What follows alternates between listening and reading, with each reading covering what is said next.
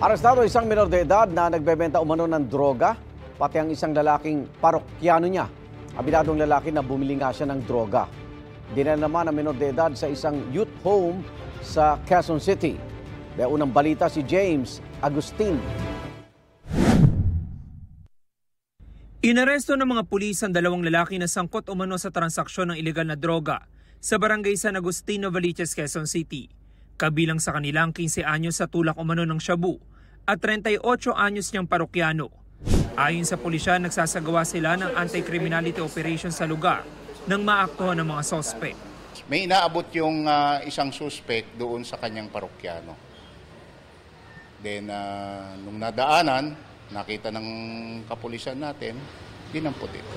Yung minor na 15 years old, siya yung nagbebenta. Nakuha mula sa mga sospek ang 15 gramo ng shabu na nagkakahalaga ng 102,000 pesos. Sa imbestigasyon na pag-alaman na malakihan umano ang operasyon ng menor de edad sa naturang barangay. Inaalam pa ang pinaka-source ng droga. Yung ating minor, ang kanyang mga ibang kamag-anak, dating nagtutulak. At yung iba ay nakakulong pa. Kaya malamang noon, nakikita nung bata na okay lang na magbenta, siya ngayon ang gumagawa noon. Itinurn over ng pulisya ang menor de edad sa Molave Youth Home sa Barangay Payatas, Quezon City. Habang ang 38 anyos sa sospek ay nakakulong ngayon sa Novaliches Police Station. Bumibili lang po ako sa kanya.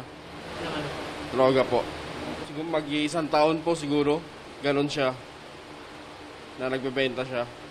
Sinampahan na ang mga sospek ng reklamong paglabag sa Comprehensive Dangerous Drugs Act. Ito ang unang balita. James Agustin para sa GMA Integrated News.